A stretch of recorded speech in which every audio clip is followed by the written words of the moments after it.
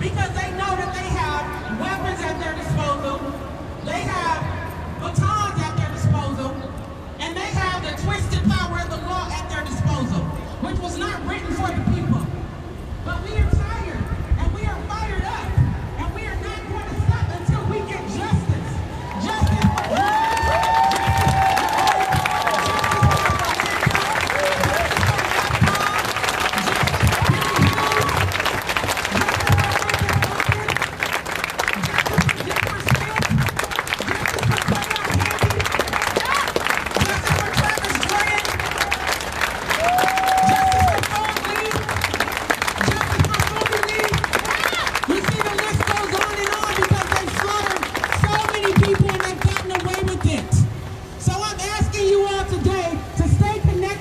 movement.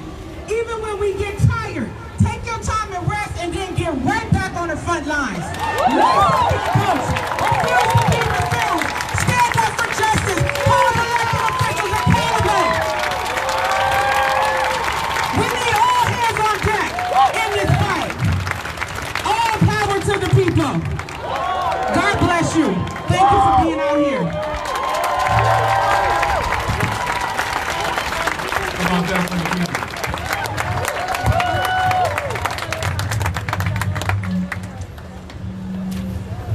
Now we're going to hear from Issa, the youth of this movement.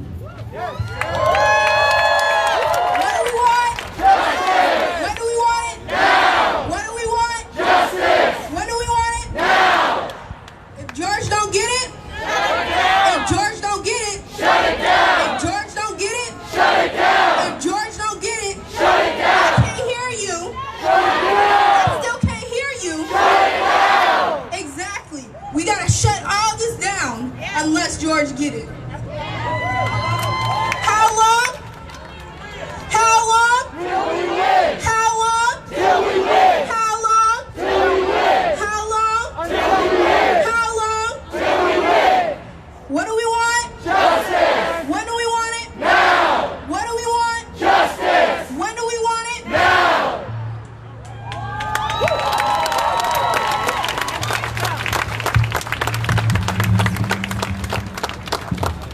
All right, now I'd like to introduce someone that all of you know. And I just want to just appreciate all the black women in this movement who've been leading. Especially all the mothers as well, who understand this pain from a different perspective. Hearing George Floyd call out to his mom is the truth about the leadership of this community, and particularly black women. So I want to now bring up the NAACP Minnesota's chapter president, Leslie Redmond.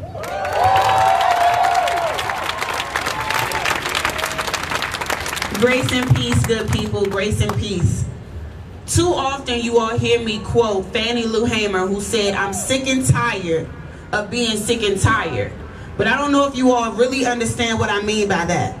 I didn't come to Minnesota to fight white supremacy. I came to Minnesota to go to law school. And coincidentally, this was the same time that Mike Brown was murdered in Ferguson and Black Lives Matter was activated.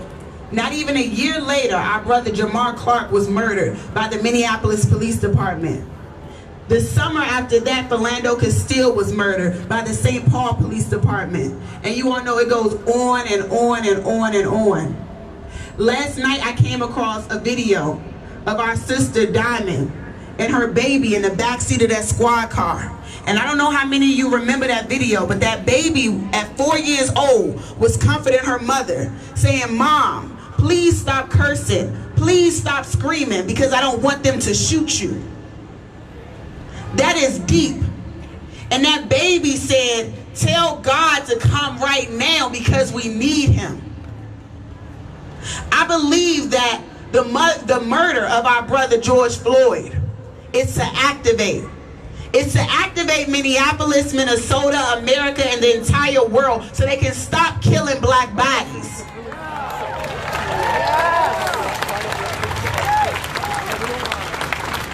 My brother Steven Jackson is here. He's gonna come out here and talk to y'all in a second. And I remember when I first met this brother face to face, I felt convicted to say a prayer. You remember that? And when I was saying the prayer, I lie to you all now, I felt like George was coming to me. And he was saying, "Sis, it's gonna be all right. Because it ain't over until it's over. And I don't know about you all, but I serve a mighty God who sits high and he looks low. And he's been hearing our cries. And he's been seeing us fight the good fight. I've stood on these steps way too many times. And enough is enough.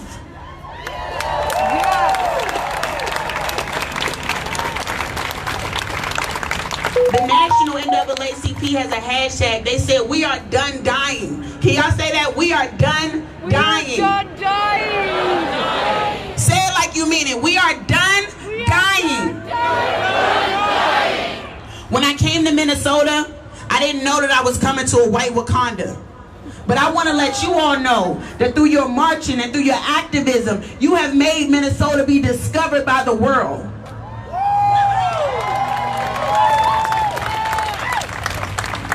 Everybody knew about Prince. People knew about Target and all these Fortune 500 companies that existed, but they didn't realize how much these racial disparities that we are talking about are real. This is not just theory, this is a reality. Brother George Floyd was just one, but there are many. Many who have been murdered by this police department. Many who have been brutalized by this police department. I cannot even mention all the black women who I've had to stand with and advocate with because, again, not only do they not see our humanity, our sister Sojourner Truth said, ain't our woman. They don't even recognize our women and their womanhood. And so when we fight for our brother George Floyd, recognize that we are fighting for every little boy and girl so they can grow up in a